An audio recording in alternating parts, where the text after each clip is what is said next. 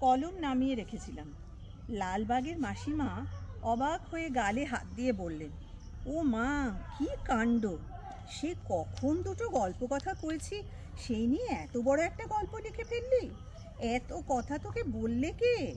গম্ভীরভাবে বললাম, গিরিবালার প্রেতাত্মা। দুগ্গা দুগ্গা, ওসব নিয়ে ঠাট্টা করতে নেই বাছা। ঠাট্টা নয় গো মাসিমা, সত্যি। বিবি বেগমের শিবতলার দ্বারে গিরিবালার প্রেতাত্মা বসে বসে নিঃশ্বাস ফেলছিল যে। বিবি বেগমের শিবতলা আমার শেষ যে গল্প পাঠ করেছিলাম। খুব এই লাইন কটা যেটা পড়লাম খুব ইন্টারেস্টিং মনে হচ্ছে, তাই না?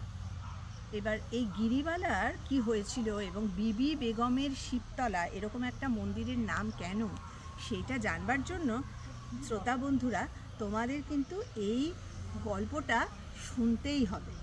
ভালো থেকো।